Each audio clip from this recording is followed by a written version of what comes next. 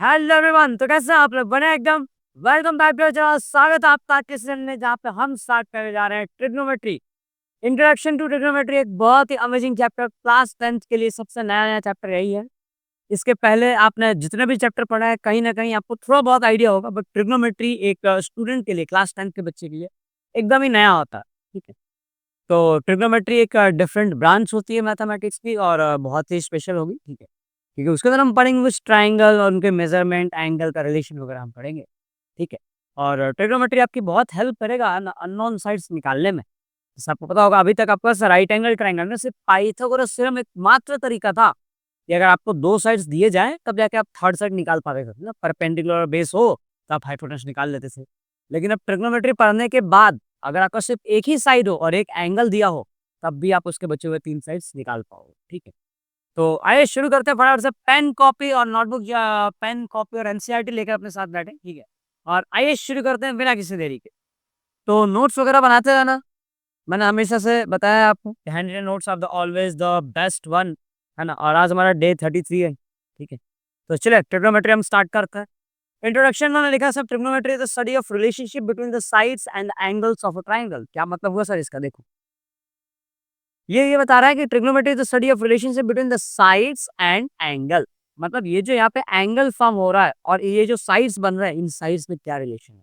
यहाँ पे जो एंगल फॉर्म होता है उसे हम थीटा से नोट करते हैं। ठीक है, और अगर ये थीटा है तो ऑब्वियसली राइट एंगल ट्रायंगल तो 90 डिग्री हो जाएगा, और ये आपका एंगल हो जाएगा 90 minus theta. Done. Complementary angle है ना ये 90, तो ये बच्चे हुए दो 90 हो जाएंगे, कॉम्प्लीमेंट्री एंगल होगा। अच्छा, इसको हम बेस कहते हैं सर।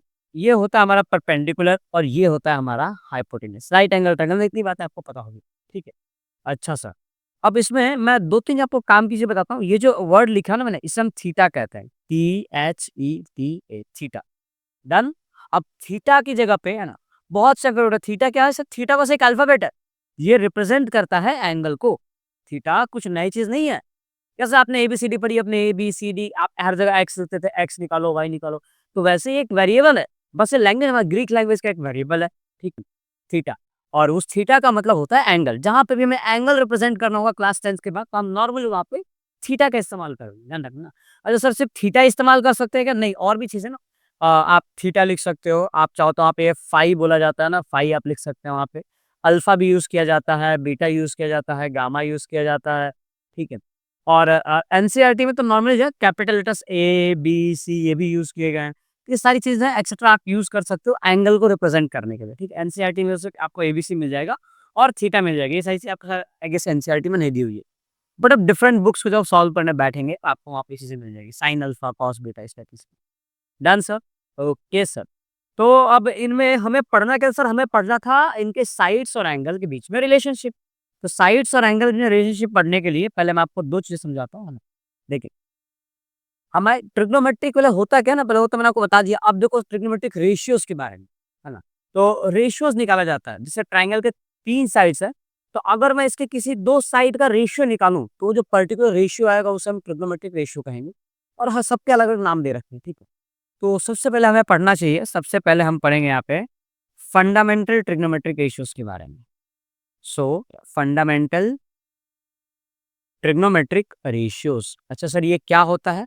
देखो, फंडामेंटल ट्रिग्नोमेट्रिक रेशियोज हम दो चीजों को, दो ही आते हैं, दो रेशियो। अगर आप परपेंडिकुलर को डिवाइड करें हाइपोटेनस से, परपेंडिकुलर को डिवाइड करें हम हाइपोटेनस से, तो ये जो रेशियो फॉर्म हो रहा है ना, ये जो रेशियो फॉर्म हो रहा है, इस रेशियो को कहा जाता है साइन। क्या कहते हैं हम? साइन कहते हैं। अच्छा, तो अगर सर ये साइन सिर्फ साइन देंगे क्या? नहीं, साइन थीटा कहा जाता है। तो ये थीटा कहाँ से आ रहा है जरा सोचो। अगर हम किसी भी राइट एंगल ट्राइंगल के रेशियोज को परपेंडिकुलर हाइपोटेन्यूज को अगर साइन बोलते तो फिर दिक्कत आ रही थी। दिक्कत क्या आएगी? जैसे आप रियलाइज कर पाए, तो मैंने यहाँ पे एक राइट एंगल ट्राइंगल और लिया। ठीक है, और इस राइट एंगल ट्राइंगल में ये हमारे पास एक राइट एंगल ट्राइंगल है। डन। अब ये राइट एंगल ट्राइंगल और ये दोनों राइट एंगल ट्राइंगल है, लेकिन दोनों में ही अगर मैं परपेंडिकुलर हाइपोटेन्यूज का रेशियो निकाल, दोनों का रेशियो अलग अलग आएगा, है ना। दोनों का रेशियो अलग अलग आ सकता है। तो जैसे मान लीजिए अगर अलग अलग आपका, आप देखो शायद आपका रियलाइज हो जाएगा, हाँ, ये रहा परपेंडिकुलर हाइपोटेन्यूज, तो यहाँ पे तो रेशियो डेफिनेटली अलग अलग आएगा। तो फर्क किस पे पड़ रहा है? फर्क पड़ता है एंगल्स। ठीक है, आप देखो यहाँ पे एंगल ज्यादा बड़ा दिख रहा होगा और यहाँ पे जो एंगल है वो थोड़ा छोटा दिख रहा है, तो एंगल से चीजें फर्क पड़ेगी। यानी इस रेशियो को तो हम साइन कहेंगे, वो तो सही है, देखिए साथ में एंगल का बहुत इंपॉर्टेंट रोल होता है, बिना एंगल के साइन की कोई अकेली वैल्यू नहीं होगी। Done sir? चलिए, तो अगर आपको ये बात समझ में आती है, अगर आपको ये बात समझ में आती है तो लेट्स बिगिन, है ना? आगे चीज़ हम लिखते हैं।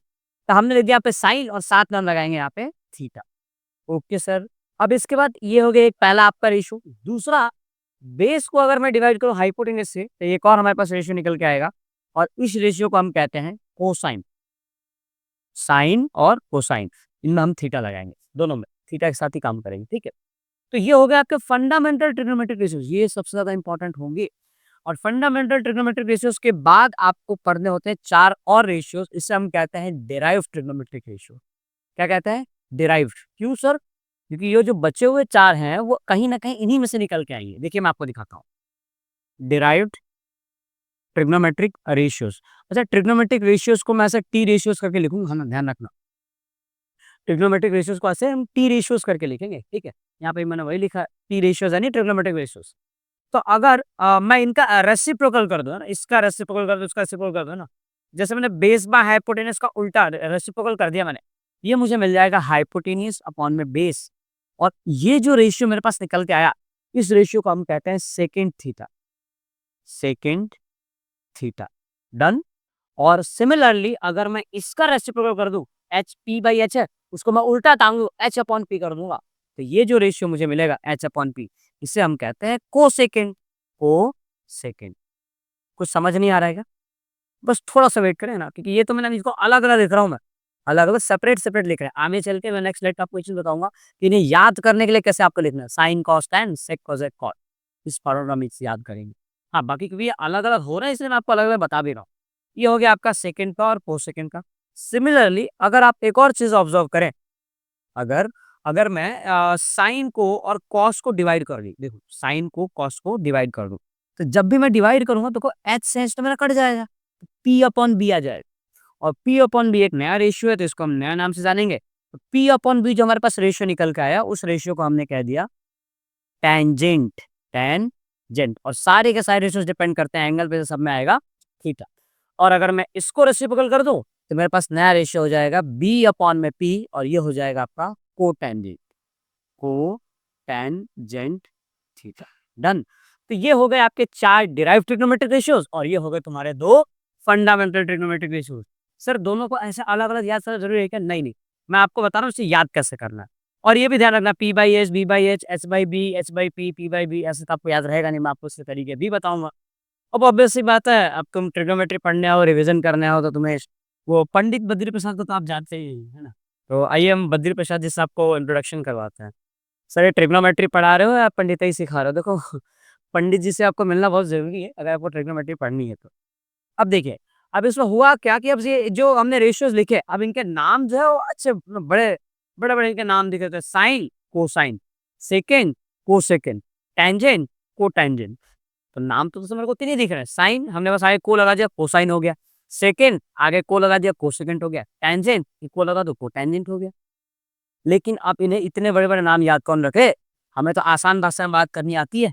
तो हमने क्या किया, इन सभी को इनका एब्रिविएटेड फॉर्म रखा।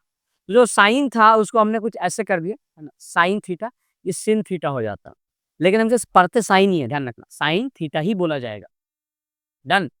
और साइन के साथ हमेशा हम पढ़ेंगे कोसाइन, तो कोसाइन में भी हम स्टार्टिंग के 3 लेटर ही लेंगे, ये आपका हो जाएगा कॉस थीटा। और साइन और कॉस के बाद हम यहाँ पढ़ते हैं टैन थीटा। और एग्जैक्ट इनके रेसिप्रोकल, साइन थीटा आपका होता है परपेंडिकुलर बाय हाइपोटेनियस, कॉस होता है तुम्हारा बेस बाय हाइपोटेनियस, और टैन थीटा होता है परपेंडिकुलर बाय बेस।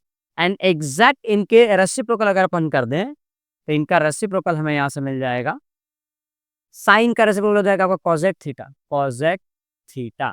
सर ये कॉसेक थीटा क्यों लिया आपने? ये तो कोसेकेंट होता है और हम 3 लेटर ही ले रहे थे, तो यहाँ पे अगर मैं 3 लेटर लूंगा, ये सिर्फ कॉस हो जाएगा और कॉस कॉस तो सेम हो जाएगा, इसलिए हम 5 लेटर्स लेते हैं, कॉसेक थीटा कहते हैं सर। और कॉस थीटा का रेसिप्रोकल हो जाएगा आपका सेकेंड। सेकेंड थीटा था, हमसे सेक थीटा कर देंगे, तो sec theta is equal to H over B. And similarly tan का रेसिप्रोकल हो जाएगा आपका cot theta, that is base upon perpendicular. तो ये एक बहुत ही इंपॉर्टेंट पार्ट है, ठीक है, इसे नोट डाउन कर लेना आप सभी लोग, है ना? इसी फॉर्मेट में हमें याद रखना है, sine cos tan cosec sec cot. अब इसे याद करना आसान हो जाएगा। चलो मेरे साथ बोलो sir, sine cos tan cosec sec cot, sine cos tan cosec sec cot. इस फॉर्मूला में आपको याद करना है, 2 से 3 बार 4 बार 10 बार बोलोगे तुम्हें याद हो जाएगा। Sine cos tan cosec sec cot, sine cos tan cosec sec cot. और ये रेसिप्रोकल भी होता है, ये बात ध्यान रखना। कैसे मालूम पड़ रहा है सर आपको? क्योंकि इनका रेसिप्रोकल ही तो है। यहाँ से हमें साफ-साफ नजर आ रहा है साइन का रेसिप्रोकल कोसेक हो जाएगा, है ना? तो कोसेक का रेसिप्रोकल साइन हो जाएगा, डेफिनिटली होगा। तो कॉस का रेसिप्रोकल सेक है, तो सेक का रेसिप्रोकल कॉस हो जाएगा, और टैन का रेसिप्रोकल अगर कॉट है तो कॉट का रेसिप्रोकल टैन हो जाएगा। Is that clear? ठीक है। अगर आपको ये बात समझ में आती है तो मैं आपको अब यहाँ पे एक और ढासू तरीका बताने जा रहा हूँ, ठीक है? क्या है सर हमारा ढासू तरीका? तो ये रहा हमारा ढासू तरीका। इन्हें याद करने के लिए एक्चुअल में एक टेबल का इस्तेमाल किया जाता है। मैं आपको टेबल बता दे रहा हूँ, ठीक है?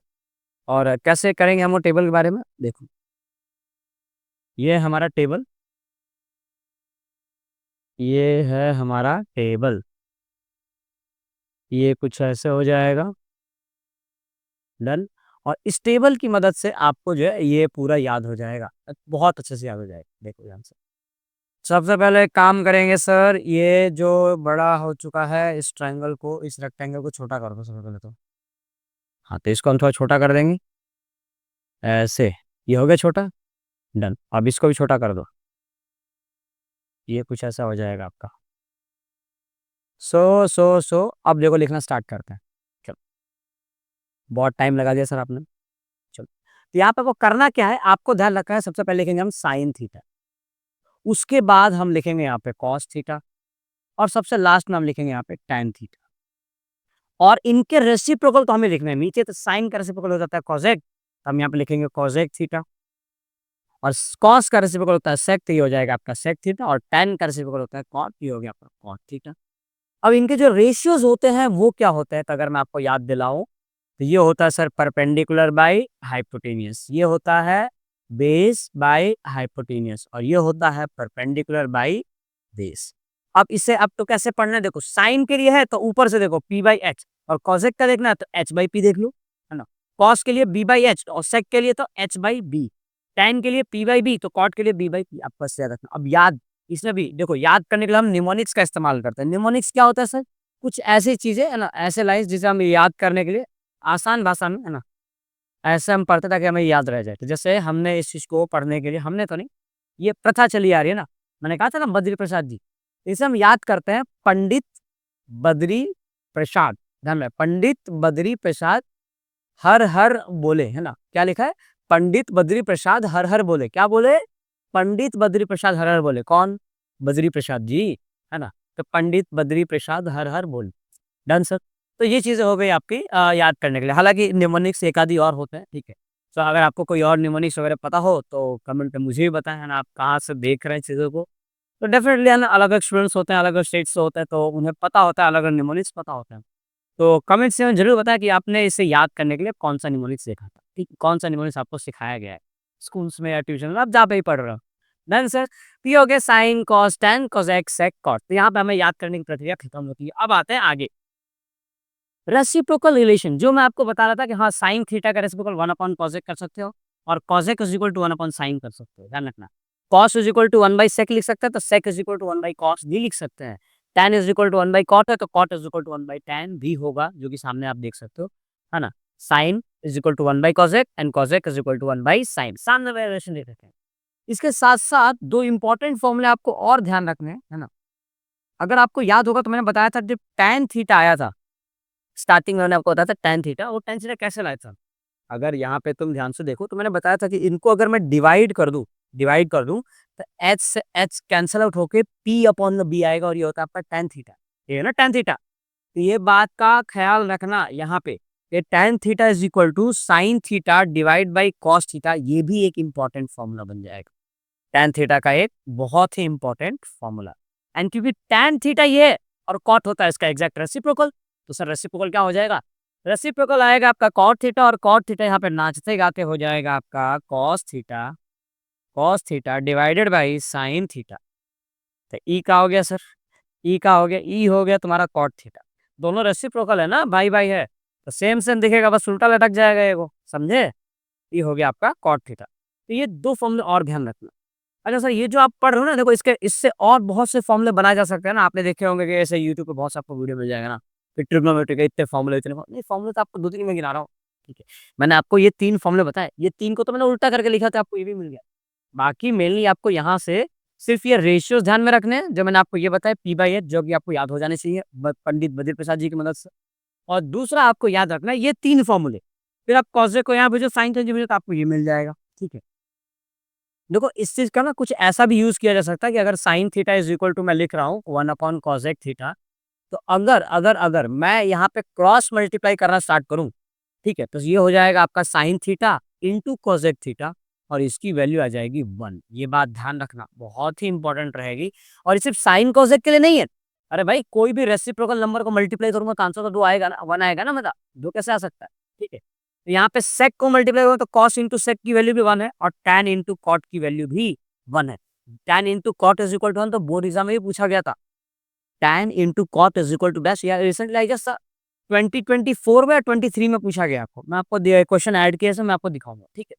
तो ये चीजें आपको याद रखने वाली हैं, आप इसे याद रखें। चलो तो आगे चलते हैं, अपन देखते हैं ट्रिग्नोमेट्री के रिलेटेड कुछ बहुत इंपॉर्टेंट पॉइंट और कुछ ऐसी गलतियां जो बच्चे करते हैं ट्रिग्नोमेट्री को अलजेब्रा की तरह समझ के। वैसी गलती आपको नहीं करनी है। ध्यान रहे साइन थीटा को हम sine theta is read as sine of angle theta, ध्यान रखना है ना, इसे ऐसे पढ़ा जाता है साइन ऑफ एंगल थीटा। अगर कहीं पे ऐसे लिखा हुआ है साइन और 30 तो आपको ध्यान है, इसे हम क्या पढ़ेंगे, इसे हम पढ़ेंगे साइन साइन 30 को आप 30 लिख दो ना, साइन 30 डिग्री, तो साइन 30 पढ़ेंगे, मैं लिख तो नहीं रहा उतना, आप ध्यान रखना साइन 30 मतलब हो गया आपका 30 THIRT में 30 डिग्री, डन सब। एंड इसके बाद वाला काम और किया ना, इससे बाद वाले कौन जो इससे ज्यादा काम किए, it should never be interpreted as the product of sine and theta. क्या हुआ सर इसका मतलब, ये ऐसा कहना चाहता है कि इसको कभी भी आप साइन और थीटा का प्रोडक्ट नहीं समझे। प्रोडक्ट नहीं क्या होता, मल्टीप्लाई। जैसे अलजेब्रा में अगर कहीं 3x लिखा तो इसका मतलब होता है सर 3 इंटू एक्स। तो ये बुद्धि मत लगाना कि अगर यहाँ पे साइन थीटा लिखा हुआ है तो इसका मतलब हो जाएगा साइन इंटू थीटा, ये गलत है, ध्यान रखना, है ना। ये गुनाह है ट्रिग्नोमेट्री में, ऐसे नहीं कर सकते आप, समझे सर। ठीक है साहब, चलो आ जाओ, तुम्हें और भी कुछ काम की बातें बताता हूँ। तो हमारा पास सेकंड रिमार्क है नोटेशन। अगर मैं ऐसे लिखा है कि साइन थीटा का होल स्क्वायर, ठीक है, साइन थीटा का whole square is written as sine square theta. अब इस चीज को आपने अभी तक ऐसा देखा होगा, अगर कहीं पे लिखा हुआ है कि 3 और x का स्क्वायर, तो आप नॉर्मली क्या करते हो, ठीक है, आप यहाँ पे कर देते हो 3 का भी स्क्वायर और कर देते हो x का स्क्वायर, तो 3 का स्क्वायर आप लिखते हैं 9x स्क्वायर। मैं अगर आपको आंसर बताऊं तो आप क्या करते हो 9x स्क्वायर, मतलब तुमने 3 का भी स्क्वायर किया और x का भी स्क्वायर किया। तो यहाँ पे ऐसी बातों का खास ध्यान रखना। ट्रिग्नोमेट्री अलजेब्रा के लिए सही है, बट ट्रिगो के लिए चीज गलत है, ट्रिगो के लिए चीज गलत है। आप अगर ऐसा कहीं पे लिखा हुआ है कि साइन थीटा का होल स्क्वायर, तो आप इसे ऐसा ना कर दें कि साइन का भी स्क्वायर कर दूं और थीटा का भी स्क्वायर कर दूं, नहीं, गलत हो जाएगा ये सही है, बट ये टोटली रॉन्ग है। दिस इज कंप्लीटली बुलशिट, है ना, ऐसा कुछ कर नहीं सकते आप।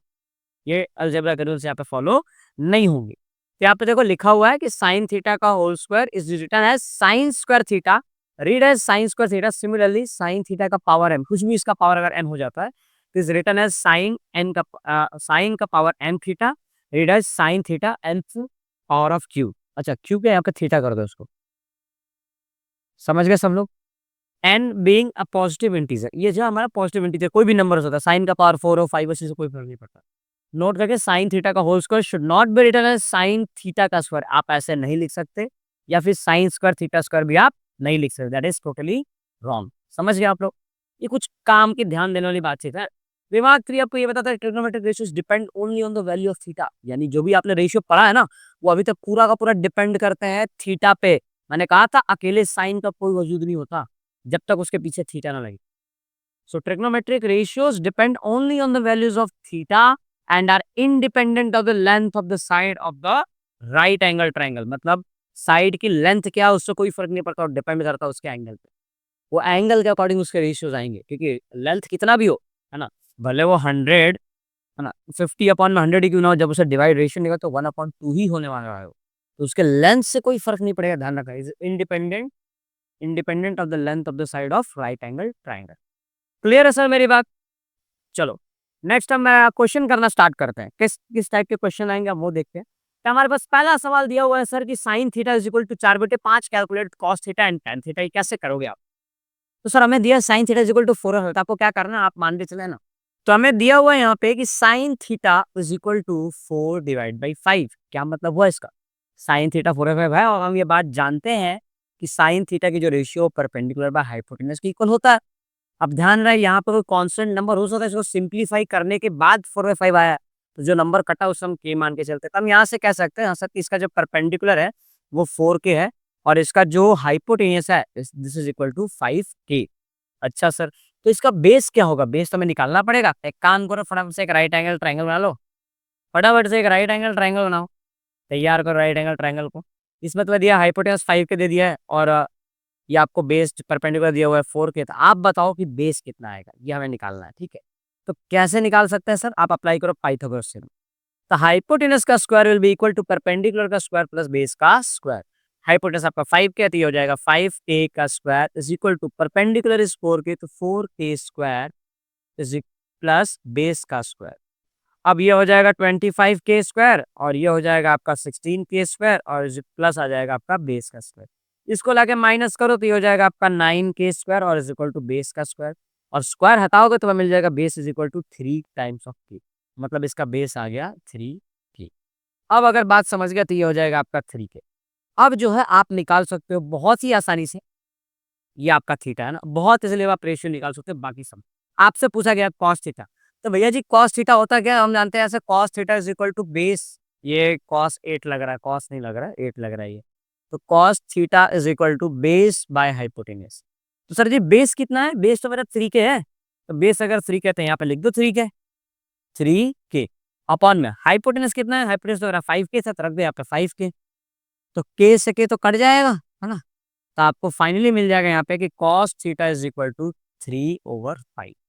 और अगर cos आ गया तो क्या हम tan निकाल सकते हैं? तो इतनी इजी वे में हम tan भी निकाल लेंगे। तो हमें यहाँ पे मिल गया कि sir tan theta is equal to होता है परपेंडिकुलर बाय बेस, और tan थीटा की वैल्यू मुझे अगर परपेंडिकुलर बाय बेस निकालनी है तो परपेंडिकुलर दिया है 4 के, रख दो यहाँ पे 4 के, डिवाइड बाय बेस दिया है मेरे पास 3 के, तो वो भी रख दो। अब के से के कट जाएगा तो फाइनली मुझे मिल जाएगा sir tan theta is equal to 4/3, 4/3, 4/3, 4/3, समझे क्या? ये हो गया आपका कॉस और टैन, दोनों ही वैल्यू में निकाल ली। गुजरात बोर्ड 2024 का सवाल है, ये बहुत रिसेंटली पूछा गया, बेसिक का। ठीक है, आगे बढ़े अपन। चलो अगला सवाल करते हैं। तो ये जैसे मैंने आपको बताया था tan into cot theta is equal to क्या आएगा आपका आंसर कौन? मैंने कहा था ना बहुत रिसेंटली है, लो 2024 के बेसिक 2024 में पूछा गया ये। और ये वही रिलेशन है, ये जाना है reciprocal relation, tan theta is equal to 1/cot theta. अब यहाँ से क्रॉस मल्टीप्लाई करो तो ये हो जाएगा आपका tan theta into into into into cot theta, और ये आ जाएगा इज इक्वल टू में आपका आंसर 1 1 1। तैयार है ये, तो आपका आंसर तैयार है और इसी तरीके से आपको आंसर टिक करने। अब हो सकता है आपको tan इंटू कॉट और साइन कोसेक आपको ध्यान रखना चाहिए, क्योंकि पेपर पैटर्न आपको यही बता रहा है। 2024 में रिसेंटली ये सवाल पूछा गया है। सो अगला सवाल है sir, the values of sine and cosec can never be greater than 1। क्या मतलब हुआ सर इसका? अब अगर ध्यान से मैं आपको एक थियरी समझाऊं, अगर मैं यहाँ पे कुछ नंबर लिख रहा हूँ, मैंने लिखा 0/4, 1/4, 2/4, 3/4 लिख रहा हूँ मैं, फिर मैं लिखा 4/4 और फिर मैं लिख रहा हूँ आपका 5/4 और फिर मैं लिख रहा हूँ 6/4। ध्यान से देखना, अगर मैं इस नंबर की बात करूँ, सबकी मैं वैल्यू लिख रहा हूँ, तो सबकी वैल्यू मेरे पास आएगी अलग अलग। मेरे पास इसकी वैल्यू आ रही है सर 0, इसकी वैल्यू आ रही है 0.25, इसकी वैल्यू आ गई हमारे पास 0.50, इसकी वैल्यू आ जाएगी हमारे पास 0.75 और इसकी वैल्यू आ जाएगी हमारे पास 1, और ये हो जाएगा 1.25 के इक्वल, और ये हो जाएगा हमारी वैल्यू 1.50 के इक्वल। डन, सही वैल्यू मैंने निकाल ली। अब इसमें मुद्दा क्या है सर, आप ये करना क्या चाहते हो? तो मैं करना ये चाहता हूँ कि अगर तुम इस लाइन को देखो है ना, तो इस पे वैल्यू आ रही है 1, वैल्यू कितनी आ रही है यहाँ पे 1। अब डेफिनेटली ना कोई भी नंबर अगर मैं 7/7 करूँ तो इसकी वैल्यू तो 1 ही आनी है, या फिर 7/7 की जगह मैं 100/100 करूँ, ठीक है, तब भी मेरा आंसर जो है कितना आएगा? 1 ही आएगा। अब मुद्दे की बात ये है कि 100/100 अगर 1 आया, तो अगर मैं 100 से कम जाऊँ, 99/100 करो, तो ये श्योर है कि जो मेरा आंसर आएगा वो लेस देन 1 आएगा, 1 से कम, क्योंकि 1 तो यहाँ पे हो रहा है। और अगर 100 से आगे बढ़ जाऊँ, मैं 100 से आगे 101 कर लूँ, मैं 101, अगर मैं 101 अपॉन में 100 करूँ, तो ये वैल्यू 1 तो यहाँ पे है, तो ये 100 से ज्यादा हो गई है, तो ये जो वैल्यू आएगा ये आपको देगा ग्रेटर देन 1, ग्रेटर देन 1। अब आप यहाँ ध्यान से देखें, इसके पहले 3 है, 2 है, कि सब में वैल्यू 1 से छोटी आ रही है, और यहाँ पे जो वैल्यू सारी 1 से बड़ी आ रही है। हाँ सर ठीक है, समझ गए। 1 से छोटा तब तक आएगा जब मान लो न्यूमरेटर छोटा, नीचे वाला नंबर अगर बड़ा है, ऊपर वाला नंबर छोटा है, तो इसकी वैल्यू 1 से कम आएगी। और अगर ऊपर वाला नंबर बड़ा हो गया, तो आपका आंसर 1 से ज़्यादा आएगा। समझे कि नहीं समझे? तो अब यहाँ पे लॉजिकली समझना, हमें साइन थीटा का रेशियो दिया होता है परपेंडिकुलर बाय हाइपोटेन्यूज, और कॉस थीटा का भी रेशियो दिया होता है सर बेस बाय हाइपोटेन्यूज। अब दुनिया जानती है कि hypotenuse is the longest side, तो परपेंडिकुलर तो छोटा हो जाएगा, मतलब छोटा भले ना, लेकिन हाइपोटेन्यूज तो छोटा है ना वो, कि हाइपोटेन्यूज लॉन्गेस्ट है, तो ये हो गया आपका छोटा साइड। अब अगर हाइपोटेन्यूज नीचे वाला पार्ट बड़ा हो जाए, नीचे वाला नंबर अगर बड़ा हो जाए और ऊपर वाला पार्ट छोटा हो जाए, तो उसका आंसर हमेशा 1 से कम आता है। तो यहाँ से ध्यान रखना, अगर हाइपोटेन्यूज डिनोमिनेटर में है, तो साइन और कॉस दोनों की वैल्यू हमेशा 1 से छोटी होगी। तो ये चीज सही लिखा है, नेवर बी ग्रेटर देन 1, तो ये चीज एकदम ट्रू है सर, ये स्टेटमेंट ट्रू होगा। ध्यान रखना, इसमें हम लिखेंगे ट्रू। क्लियर? यही बात आपको समझानी थी। और जैसे इसमें अगर इनकी वैल्यू हमेशा 1 से छोटी आ रही है, तो कुछ ऐसे भी रेशियो जिनकी वैल्यू हमेशा 1 से बड़ी आएगी। कौन-कौन से रेशियो? जिनमें हाइपोटेन्यूज ऊपर आ रहा है, यानी कोसेक थीटा। तो कोसेक थीटा अगर h/p होता है, ध्यान होगा आपको, और सेक थीटा अगर आपको याद हो तो होता है h/b। तो इन दोनों ही केस में हाइपोटेन्यूज ऊपर है, लॉन्गेस्ट साइड ऊपर है, और अगर ऊपर वाला नंबर बड़ा हो रहा है, तो हमेशा इसका वैल्यू 1 से बड़ा ही आएगा, ये बात अपन श्योरली कह सकते हैं। तो कोसेक थीटा और सेक थीटा में ध्यान रखना कि ऑलवेज ग्रेटर देन 1, और साइन और कोसेक, साइन और कॉस में ध्यान रखना ऑलवेज लेस देन 1। और tan और cot तो सर उसकी वैल्यू कुछ हम कह नहीं सकते, वो इन्फिनिटी है ना, माइनस इन्फिनिटी से लेकर प्लस में कुछ भी आ सकता है ना, वो नेगेटिव भी हो सकता है, प्लस भी हो सकता है, और प्लस नेगेटिव भी सारे हो सकते हैं, बट 1 से बड़ा भी हो सकता है, 1 से छोटा भी हो सकता है, सारी चीजें कह सकते हैं आप उसमें। तो tan cot के बारे में कोई कमेंट आपसे पूछेगा नहीं, मेनली आपको साइन और कोसेक के बारे में ध्यान रखना है, साइन कॉस कोसेक से। डन सब? चलिए आगे बढ़ते हैं, और इस आज के लेक्चर का अपना आखिरी सवाल, 3 sin theta is equal to 4 cos then tan theta is equal to, देखो बहुत अच्छा सवाल है, 3 sin theta is equal to 4 cos theta. अब मुझे निकालना है क्या? मुझे निकालना है tan थीटा। कब का सवाल है सर? ये 2011 और 2019 में 2 बार ये सवाल पूछा गया है। क्या करना है आपको? आप इस cos थीटा को नीचे लेके आ जाओ और 3 को यहाँ कर दो। तो अगर ये मैं इसे ऐसा कर दूं, तो हो जाएगा सर sin थीटा, और डिवाइड बाय आ जाएगा मेरा cos थीटा, और यहाँ पे तो 4 प्लस था, ये 3 नीचे आ जाएगा 4/3, और साइन बाई कॉस ही तो tan होता है, तो ये हो गया मेरा tan theta. So tan theta is equal to 4/3, और ये आपका आंसर आ गया। तो tan theta is equal to 4/3, 4/3, 4/3, option number C, ये हो गया मेरा करेक्ट आंसर। Done sir? चलिए फिर आज के इस लेक्चर को, आज के इस सभा को हम यहीं पे समाप्त करते हैं। ठीक है, आई होप आपको ट्रिग्नोमेट्री बहुत पसंद आई होगी, और आपको अच्छी भी लगी होगी, आपको समझ भी आई होगी, और क्या हो सकता है, और तो कुछ नहीं, आपको समझ आ जाए बस, यही बहुत बड़ी बात है ना। अच्छी लगे ना लगे, अच्छी तो लगनी चाहिए, क्योंकि ट्रिको से प्यार हो जाएगा आपको जिस दिन आपको ट्रिग्नोमेट्री पूरी समझ में आ गई। और 11th की 12th की ट्रिग्नोमेट्री इज लव ना, अगर किसी को समझ में आ गया, तो फिर तो वो सब फेवरेट सब्जेक्ट हो जाएगा, आपका फेवरेट टॉपिक हो जाएगा एक तरह से। और अगर आपको ट्रिग्नोमेट्री पल्ले नहीं पड़ी ना, तो ये आपकी हालत खराब कर देगा। ठीक है, चलिए फिर 11th 12th सर आगे देखेंगे, फिलहाल 10th से निकल जाए वो बहुत बड़ी बात है ना। तो 10th की ट्रिप हम कंप्लीट कर लेते हैं, देखते हैं बाकी सीटों का हम आगे है ना, नेक्स्ट 11th 12th में देखते हैं क्या होगा, है ना, कितने लोग साइंस लेंगे और कौन कौन से लेंगे कॉमर्स लेंगे। चलिए फिर आज फिर अपन यहीं पे खत्म करते हैं, मिलते हैं हम नेक्स्ट ईयर में, टिल दैट पढ़ाई करते रहे, ऑल द बेस्ट सभी को, बाय।